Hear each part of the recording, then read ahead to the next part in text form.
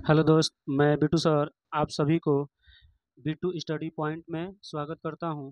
आज हम SSC MTS और हवलदार के प्रैक्टिस संख्या 6 को करने करेंगे, जिसमें ठीक है इंग्लिश के 25 क्वेश्चन और जीके जीएस के 25 क्वेश्चन रहेंगे। ठीक है, तो ये वीडियो आपके लिए है। यदि आपको वीडियो पसंद आए तो लाइक कीजिए तथा इस चैनल को सब्सक्राइब कर लीजिए और नोटिफिकेशन के लिए बेल आइकन को ऑल पर सेट कर लीजिए, ताकि जैसे ही हम वीडियो आपको अपलोड करें इस चैनल के माध्यम से तो आपको वीडियो दिखाई दे और आप उसको अच्छे तरीके से देख सकें। ठीक है, तो आज हम प्रैक्टिस सेट 6 पे चलेंगे। इससे पहले हम 5 प्रैक्टिस सेट डाल चुके हैं। ठीक है, जिसमें आपको टोटल 25 इंग्लिश के क्वेश्चन और 25 जीके जीएस के क्वेश्चन कराया हूँ। ठीक है, और ये एसएससी एमटीएस में जो भी सवाल पूछे जाएंगे या पूछे गए हैं उन सारे सवालों को इसमें हम बताने का प्रयास करेंगे। और एक और बात, इस चैनल के माध्यम से जल्द इस पे हम एनटीपीसी रेलवे के जितने भी एग्जाम होते हैं, ठीक है, वहाँ पे आपको 30 क्वेश्चन एमसीक्यू क्वेश्चन की तरह कराएंगे।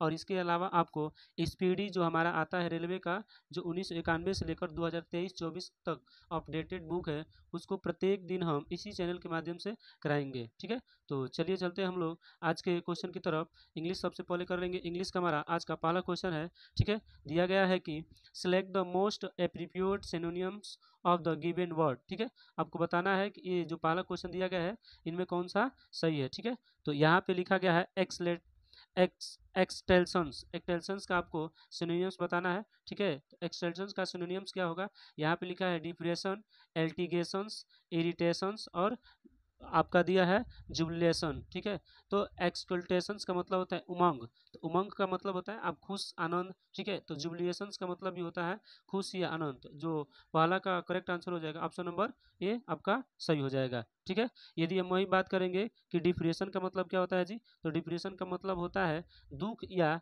अवसाद। ठीक है, एलिगेशन का मतलब क्या होगा जी, एलिगेशन का मतलब होता है घबराहट। और इरिटेशंस का मतलब क्या होगा जी, तो इरिटेशन बोलते हैं ना कि चिढ़ हो जाना, तो इरिटेशंस का मतलब चिढ़ होता है। ठीक है, चलते हैं दूसरे क्वेश्चन की तरफ। दूसरा क्वेश्चन हमारा दिया गया है कि select the incorrectly spelled word. यहाँ पे आपको दिखा है 4 ऑप्शन है। ठीक है, पहले में दिया है ग्रम्बल, तो ग्रम्बल आपका सही इंग्लिश है, इसका होता है बड़बड़ाना। ठीक है, ग्रूव, ग्रूव का मतलब होता है नाली, ये भी आपका करेक्ट आंसर है।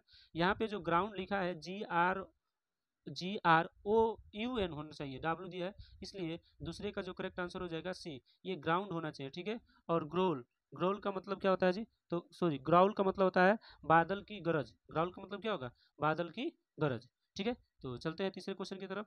तीसरा क्वेश्चन हमारा दिया गया है कि identify the segment that contains a grammatical errors.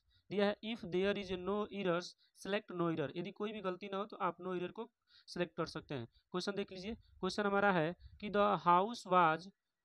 House was so old that it's walls were cracked bad. ठीक है, तो आपको बताना है कि जो तीसरे का करेक्ट आंसर इसमें से कौन सा हो सकता है।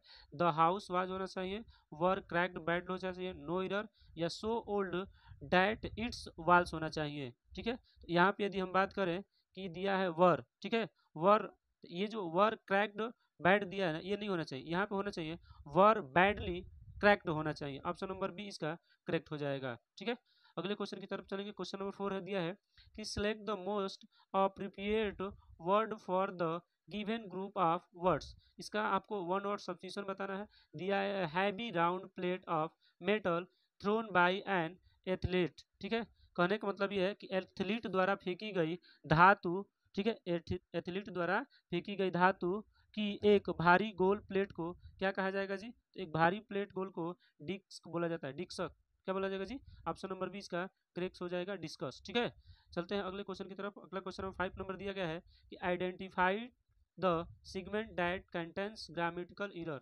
इफ नो एरर, आपको बताना है कि कोई गलती नहीं हो, तो ऑप्शन नंबर सी डी आपको मारना होगा, मतलब नो एरर। ठीक है, 4 ऑप्शन दिया है। पहले क्वेश्चन देखिए, कह रहा है कि various incentives was taken by the government to help the farmers. ठीक है, तो जो 5 का यहाँ पे वाज दिया है, ठीक है, वाज की जगह पर हमारा वाज ना हो सका वर होना चाहिए, क्योंकि प्लूरल नाउन या प्लूरल प्रोनाउन के साथ प्लूरल वर्ब होना चाहिए। ठीक है, यहाँ वाज दिया है, इसलिए यहाँ पे लिखा है वेरियस एंटिटीज वाज ना होकर वेरियस एंटिटीज वर होना चाहिए। ठीक है, चलते हैं अगले क्वेश्चन की तरफ। क्वेश्चन नंबर 6 है दिया है क्वेश्चन नंबर 6 में कि the select the most appropriate word filling the blanks, भरना है आपको। यहाँ पे दिया है कि there is no problem with your bike, मतलब आपके प्रॉब्लम के साथ कोई यदि समस्या नहीं है।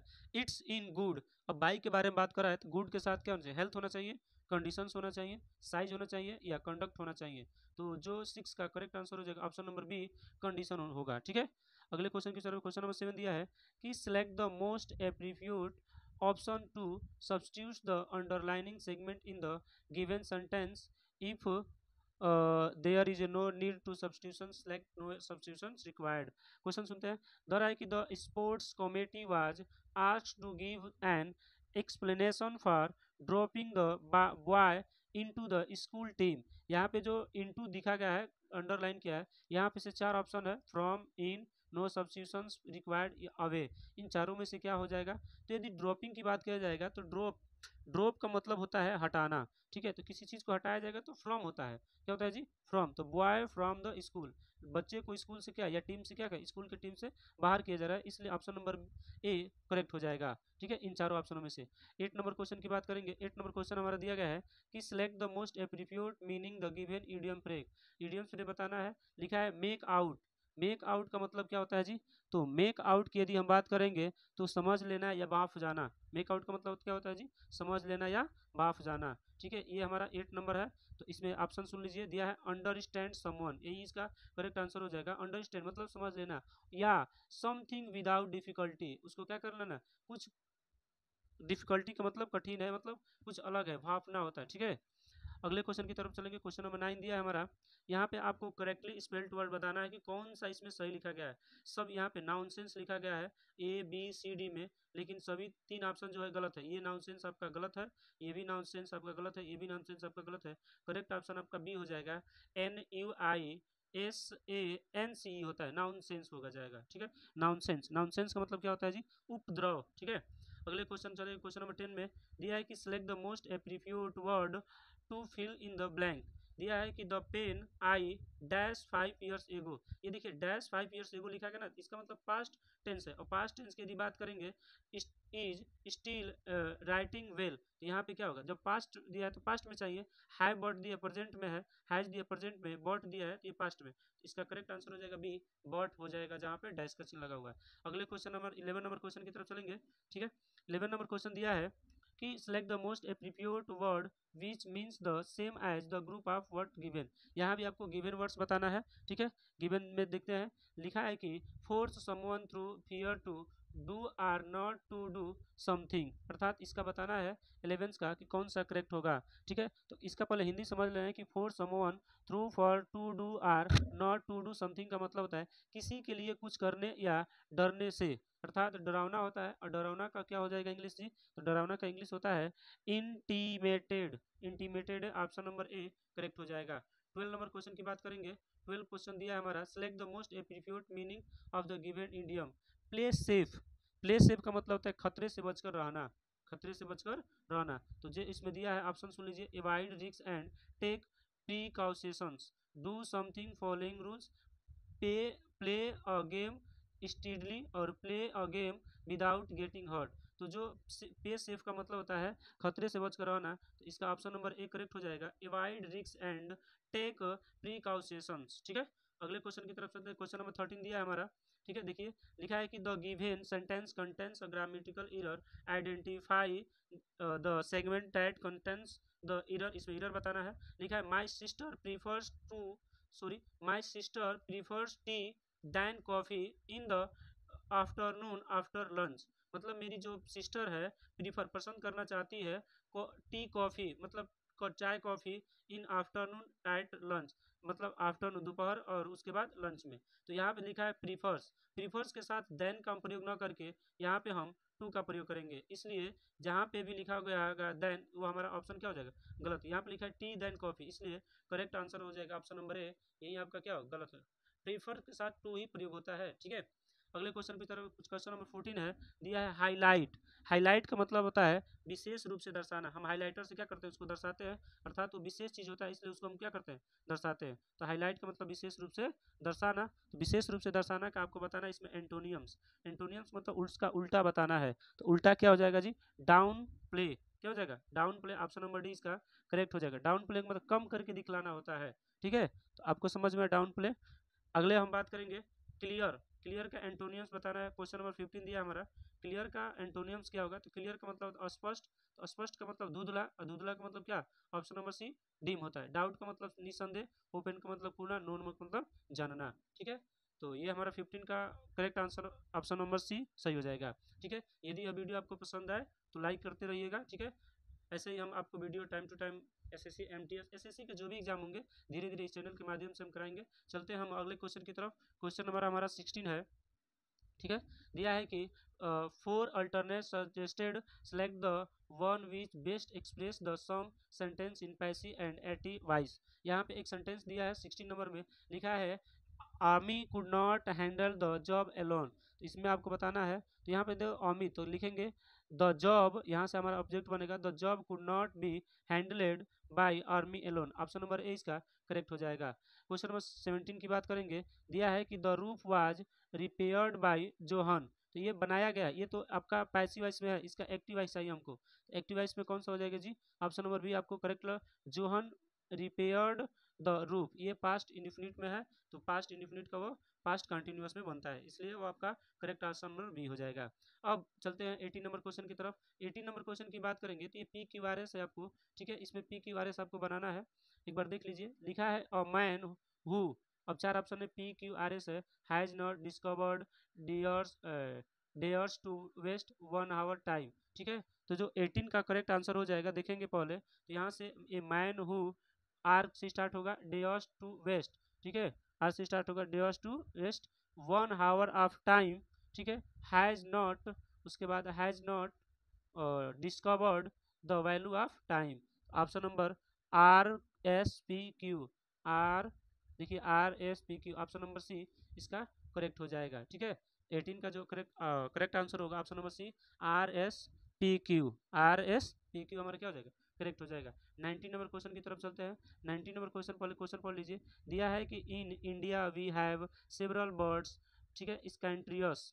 टी में दिया है where birds from both. Q में दिया spend a few months and returns. R में दिया है parts of the globe come, और एस में दिया है व्हेन द क्लाइमेट कंडीशंस, और 6 में in their homeland are more favourable. ठीक है, तो आपको बताना इन चारों ऑप्शनों में से कौन सा करेक्ट होगा। तो ये आप 19 का जो यदि करेक्ट आंसर की बात करेंगे तो P R Q S, P R Q S option number इसका फर्स्ट क्या हो जाएगा, ए नंबर करेक्ट हो जाएगा। अगले क्वेश्चन की तरफ चलते हैं। क्वेश्चन नंबर 20 है। ठीक है, क्वेश्चन 20 की यदि बात करेंगे, ठीक है, तो दिया है कि the police officer said we have caught the man culprit and we are trying to catch his accomplice। ठीक है, तो इसका जो करेक्ट आंसर हो जाएगा ऑप्शन नंबर ए ही सही होगा। ठीक है, the police officer said that the had caught the man culprit and that they were trying to catch his accomplice। ठीक है, इसका 20 का ऑप्शन नंबर ए करेक्ट हो जाएगा। अब चलते हैं हम लोग क्लोज टेस्ट की तरफ। पहले क्लोज टेस्ट अच्छे तरीके से पढ़ लेंगे, उसके बाद हम आपको ऑप्शन दिखाकर उसका सॉल्यूशन देखेंगे। ठीक है, यहाँ से हमारा स्टार्ट है, तो क्लोज टेस्ट पढ़ते हैं पहले। दिया है कि for many years now the governments have been promising, 21 में फिलअप करना है, eradications of child labour in hazardous industries in India, but the truth, 22 में भरना है आपको, that despite all the robotic no government, 23 में आपको फिलअप करना है, for has succeed in eradicating this evil, 24 में भरना है, has any been able to insurance compulsory primary education, 25 में फिलअप करना है एवरी इंडियन चाइल्ड। ठीक है, अब चलते हैं हम लोग क्वेश्चन की तरफ। क्वेश्चन नंबर 21 देखिए, पहले में भरना है यहाँ पे आपको जो 21 है, यहाँ पे चारों में से कौन सा भरेंगे, द सम फ्यू एन। ठीक है, तो यहाँ से यदि हम बात करेंगे कि जो हमारा 20 का करेक्ट आंसर होगा, इसमें हम लोग भरेंगे द, क्या भरेंगे जी, द भरेगा, ऑप्शन नंबर ए इसका करेक्ट हो जाएगा वहाँ पे जो 21 है। अब यदि 22 की बात करेंगे तो इसमें क्या भरा जाएगा, तो ये यहाँ पे 22 आपको दिया गया है, देख लीजिए एक बार। 22 में कह रहा है कि the truth is that despite होगा, इसलिए यहाँ पे 22 का correct answer option number D सही हो जाएगा। 23 की बात करेंगे तो यहाँ पे चार option there till here so में से क्या भरेंगे जी, तो यहाँ पे हमारा ऑप्शन नंबर डी करेक्ट हो जाएगा, सो को भरेंगे। और 24 की बात करेंगे तो यहाँ से देखिए 24 में इवेल्स दिया है, has only been to able to insurance, ठीक है, तो यहाँ पे इवेल्स का साथ नॉर का प्रयोग किया जाता है, तो 24 का जो करेक्ट आंसर हो जाएगा ऑप्शन नंबर बी नॉर हो जाएगा। और 25 आज का जो इंग्लिश का 25वां क्वेश्चन है हमारा, तो इसके जगह पे क्या बनेंगे जी, तो प्रीपोजिशन हमको फॉर चाहिए, एजुकेशन फॉर होना चाहिए, ऑप्शन नंबर ए करेक्ट हो जाएगा। तो ये इंग्लिश के 25 क्वेश्चन है। अब हम लोग चलते हैं जीके जीएस की तरफ, ठीक है। तो जीके जीएस में हमारा आज का 26 नंबर का क्वेश्चन है, ठीक है, इसको ध्यान से पढ़िए। दिया है कि फिलोलॉजी के अंतर्गत, ठीक है, फिलोलॉजी के अंतर्गत अध्ययन होता है, तो आपको बताना है कि फिलोलॉजी के अंतर्गत किसका अध्ययन होता है, ठीक है। 20 तो फिलोलॉजी की यदि बात किया जाएगा तो फिलोलॉजी किसका अध्ययन कराता है जी, तो भाषा का अध्ययन कराता है। यदि हम बात करें कि खोपड़ी का अध्ययन क्या कहलाएगा जी, तो खोपड़ी का अध्ययन कहलाता है क्रेनोलॉजी, क्रेनियोलॉजी, क्रेनियोलॉजी कह सकते हो, ठीक है। क्रेनियोलॉजी आपका क्या हो जाता है, खोपड़ी का अध्ययन हो जाएगा। चट्टानों का अध्ययन क्या कहला जाता है जी, तो चट्टानों का अध्ययन पेट्रोलॉजी कहलाता है, क्या कहलाएगा, पेट्रोलॉजी हो जाएगा। उसके बाद अगले क्वेश्चन में हम बात करेंगे औषधि का अध्ययन क्या कहलाएगा जी, तो फार्मेकोलॉजी कहलाता है, क्या कहलाएगा जी, फार्मेकोलॉजी कहलाएगा। अगला क्वेश्चन है हमारा शांति घाटी बचाओ का नारा किसने दिया था, शांति घाटी बचाओ का नारा किसने दिया था, तो ये सुगाता कुमारी ने दिए थी, ऑप्शन नंबर ए आपका करेक्ट हो जाएगा। वहीं यदि हम बात करें कि ये जो शांति घाटी है, ठीक है, ये केरल में स्थित है, कहाँ पे स्थित है जी, क्वेश्चन पूछ देगा कि शांति घाटी कहाँ स्थित है, केरल में स्थित है। और केरल में भी कहाँ कितना वर्ग किलोमीटर में है, 89 किलो वर्ग मीटर स्क्वायर एरिया में क्या हुआ है, फैला हुआ है। और ये जैव विविधता के लिए क्या है, प्रख्यात है। यदि आगे बात करें कि मेधा पाटेकर का संबंध किससे है, तो नर्मदा बचाओ आंदोलन से है। मेधा पाटेकर का संबंध किससे है, तो मेधा पाटकर का है नर्मदा बचाओ आंदोलन से। यदि वहीं बात करें कि बाबा आम्बटे का संबंध किससे है जी, तो ये आनंद वन आश्रम से संबंधित है, ठीक है। अगले क्वेश्चन की तरफ चलेंगे, क्वेश्चन नंबर हमारा 28 है। दिया गया है कि निम्नलिखित में से कौन सा एक सरोद वादक नहीं है, इसमें से चार ऑप्शन है, अली अकबर खां, अल्लाह रखा खान, अलाउद्दीन खान और अली अहमद खान, इन चारों में से कौन सा करेक्ट आंसर हो जाएगा। तो यदि हम बात करें कि जो अल्लाह रखा खान है ये सरोद वादक से नहीं संबंधित है, ये किससे संबंधित है जी, तो ये तबला वादक है, तबला वादक है। जबकि ये आपका अली अकबर खान, अलाउद्दीन खान और अहमद अली खान ये किससे संबंधित है जी, सरोद वादक से संबंधित है। तो इसका जो करेक्ट आंसर हो जाएगा ऑप्शन नंबर बी करेक्ट हो जाएगा, ये नहीं होंगे, ठीक है। अगले क्वेश्चन की तरफ चलेंगे, क्वेश्चन नंबर 29 दिया है कि शास्त्रीय संगीत पर प्रसिद्ध रचना राधा गोविंद गीत सागर की रचयिता कौन है, तो कौन है जी, तो आपको बताना है कि यहाँ से चारों ऑप्शनों में से कौन सा होगा 29 का। तो यदि बात करें कि इसके रचयिता है देवर्षि Bhatt Brajpal, option number A इसका करेक्ट हो जाएगा, ठीक है। अगला यदि हम बात करेंगे कि देवर्षि भट्ट ब्रजपाल के बारे में, तो सवाई प्रताप सिंह के दरबार में रहने वाले 22 विद्वानों को 22 या बाजी गुलन खान के नाम से जाना जाता है। और भारतीय शास्त्रीय संगीत की उत्पत्ति वेदों से मानी जाती है। अगला हमारा 30 नंबर क्वेश्चन है। दिया गया है कि ब्रिक्स डेवलपमेंट बैंक को अब यह नाम दिया गया है, तो उसको अब किस नाम से जाना जाता है जी, तो न्यू डेवलपमेंट बैंक, अर्थात ऑप्शन नंबर सी इसका करेक्ट हो जाएगा। यदि हम ब्रिक्स बैंक्स की बात करेंगे, न्यू डेवलपमेंट बैंक NBD होता है, ठीक है। और इसकी स्थापना 2014 में की गई थी, कब की गई थी जी, 2014 में। और इसकी यदि मुख्यालय की बात करेंगे तो चाइना के शंघाई शहर में स्थित है इसका मुख्यालय। यही आपसे पूछा जाएगा कि ब्रिक्स की स्थापना कब हुआ था, तो सन 2009 में ब्रिक्स की स्थापना हुआ था। अगले क्वेश्चन की तरफ चलेंगे, क्वेश्चन नंबर हमारा 31 है। दिया है कि हॉर्नबिल त्यौहार कहाँ मनाया जाता है, तो हॉर्नबिल त्यौहार जो होता है वो नागालैंड में मनाया जाता है, ऑप्शन नंबर बी करेक्ट हो जाएगा। यदि वही हॉर्नबिल त्यौहार नागालैंड में जो मनाया जाता है यह एक वार्षिक उत्सव है, ठीक है। यदि वहीं अरुणाचल प्रदेश में कौन सी जगह, अरुणाचल प्रदेश की बात करेंगे तो अरुणाचल प्रदेश में एक मनाया जाता है, मिजी जनजाति द्वारा महोत्सव एक मनाया जाता है, ठीक है। वही उड़ीसा में कौन सा मनाया जाता है जी? उड़ीसा में नुआखाई त्योहार मनाया जाता है। उड़ीसा में कौन सा त्योहार मनाया जाता है? नुआखाई। इस दिन नए चावल खाकर लोग क्या करते हैं? शुरुआत करें। पश्चिम बंगाल में दुर्गा पूजा का त्योहार मनाया जाता है। ठीक है, 32 क्वेश्चन चलते हैं। दिया है कि यूनेस्को की अमूर्त अमूर्त सांस्कृतिक विरासत की सूची में कौन सा मेला सूचीबद्ध होना है? ठीक है, ऑप्शन 4 दिया है, ए बी सी डी। ठीक है, इनमें से कौन सा? ये जो कुंभ मेला है ये आपको सूचित किया गया है। ठीक है, कुंभ मेला के बारे में आपको बताना होगा। ठीक है, तो यूनेस्को की अमूर्त सूची में कुंभ मेला को शामिल किया। और कुंभ मेला को कब शामिल किया गया जी? तो सन 2017 में इसको शामिल किया गया है और ये विरासत सूची में शामिल है। अगले क्वेश्चन की बात करेंगे। क्वेश्चन नंबर 33 है। दिया है कि नेपाल की मुद्रा क्या है? तो नेपाल की मुद्रा आपका रुपया है। ठीक है, नेपाल की मुद्रा क्या है? रुपया है। यदि वही बात करें टाका कहाँ की मुद्रा है? तो टाका बांग्लादेश की मुद्रा है। डॉलर किसका है? तो डॉलर आपका यूएसए का हो जाता है। इसके अलावा न्यूजीलैंड का हो जाएगा, सिंगापुर, ऐसे देशों में डॉलर चलता है। ठीक है, और पूछेगा कि इंडोनेशियाई की मुद्रा क्या है? इंडोनेशिया की मुद्रा है रुपया। इसको लिखा है इंडोनेशिया की मुद्रा रुका जाएगा, तो रुपया है। ये ऑप्शन नंबर सी जो दिया है वो सही होगा। अगला हमारा 34 क्वेश्चन दिया है, नेशनल डिफेंस अकादमी कहाँ स्थित है? तो नेशनल डिफेंस अकादमी की बात करेंगे कि कहाँ पे स्थित।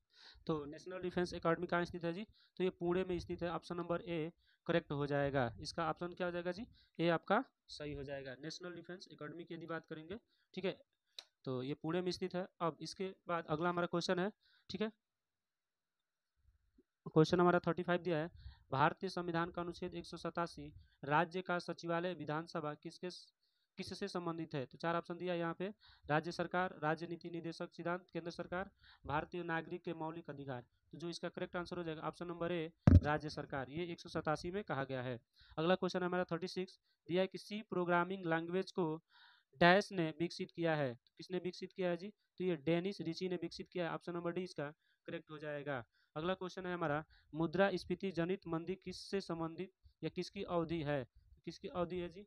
इसका जो करेक्ट आंसर हो जाएगा 37 का यदि बात करेंगे तो ऑप्शन नंबर ए, लगातार उच्च मुद्रास्फीति के साथ उच्च बेरोजगारी भी होती है। जैसे जैसे मुद्रा बढ़ती है बेरोजगारी भी क्या होती है? बढ़ती जाती है। ठीक है, तो ये चारों ऑप्शन में से ध्यान से देख लीजिएगा। ठीक है, अगले क्वेश्चन की तरफ चलेंगे। क्वेश्चन नंबर 38 दिया है कि निम्नलिखित में से किस राज्य में पलामू बाघ संरक्षित स्थित है? तो पलामू बाघ संरक्षित स्थित है आपका झारखंड में।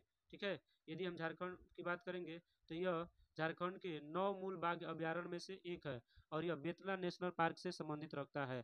किससे संबंधित रखता है जी? तो बेतला। यदि पलामू टाइगर रिजर्व की स्थापना की बात करेंगे तो ये भारत में 1973 में हमारे देश में संकटग्रस्त संपत्ति को बचाने के लिए प्रोजेक्ट टाइगर क्या किया गया? स्टार्ट किया गया था। उसी के समय से ये हमारा स्थापना हुआ है। अगले क्वेश्चन पे चलेंगे। क्वेश्चन हमारा 39 है, हाल ही में कश्मीर के हस्तलिखित हथकरघा निदेशालय ने किस संस्थान के साथ मिलकर एक समझौता किया है? तो किसके साथ भी? तो ये किया है NIFT। ठीक है, किसके साथ? NIFT, निफ्ट के साथ। आपका जो ऑप्शन नंबर बी है वो करेक्ट हो जाएगा। यदि हम निफ्ट की बात करेंगे कि इसका पूरा नाम क्या होता है, तो national institute of fashion technology. National institute fashion national institute of fashion technology इसका क्या हो जाएगा? पूरा नाम हो जाएगा। और इसका मुख्यालय कहाँ पड़ेगा जी? तो नई दिल्ली में इसका मुख्यालय पड़ेगा। कहाँ होगा? नई दिल्ली में। अगले क्वेश्चन, क्वेश्चन नंबर 40 की तरफ चलते हैं। क्वेश्चन नंबर 40 दिया है, हाल ही में जारी ट्राई की रिपोर्ट के अनुसार किस कंपनी की औसत 4G डाउनलोड स्पीड सबसे अधिक है? सभी को पता है किसकी सबसे अधिक है जी? ऑप्शन नंबर सी, जियो का है। ठीक है, अगला क्वेश्चन है हमारा, द सीक्रेट ऑफ द नगास शिवाल ट्राइलोजी 2 का लेखक कौन है? तो ये कौन होंगे जी? तो Amish Tripathi. Option number A इसका करेक्ट हो जाएगा। अगले क्वेश्चन की बात करेंगे। कालाम कालम झुथु एक अनुष्ठान कला है जो पाई जाती है, तो कहाँ पे है जी? ऑप्शन नंबर बी इसका हो जाएगा, केरल में पाई जाती है। और इसमें 5 प्रकार के रंगीन चूड़ का प्रयोग करके देवताओं को क्या करता है कि फर्श पे खींचा जाता है। अगले क्वेश्चन की बात करेंगे, निम्न में से कौन सा तत्व लेंथनाइट से है? तो सीरियम जो हमारा है ये लेंथनाइट से स्थित है और ये दूसरा तत्व है लेंथनाइट का। अगला क्वेश्चन है, मराठी डैश की शासकीय भाषा है? तो ये दादर और नागर हवेली की शासकीय भाषा है। ऑप्शन नंबर बी हो जाएगा। वहीं यदि बात करें कि दादर और नागर हवेली की राजधानी क्या है, तो सिलवासा है। अगला हमारा क्वेश्चन है 45 नंबर दिया है कि गंडीकोटा घाटी जिसे भारत की बृहद घाटी ग्रैंड कैनियन ऑफ इंडिया भी कहा जाता है, कहाँ पे स्थित है? तो ये कहाँ स्थित है जी? आपको बताना है। तो आंध्र प्रदेश में। ऑप्शन नंबर डी इसका करेक्ट हो जाएगा। इसे the hidden Grand Canyon of India के नाम से भी जाना जाता है। अगले क्वेश्चन की बात करेंगे। क्वेश्चन नंबर हमारा 46 है। आंख संबंधी कई बीमारी मुख्य रूप से इसकी कमी के कारण कौन सा होता है जी? सभी को पता है कि विटामिन ए की कमी से आंख में रतौंधी नामक बीमारी होती है और इसका नाम है, रासायनिक नाम रेटिनॉल होता है। इसके यदि स्रोत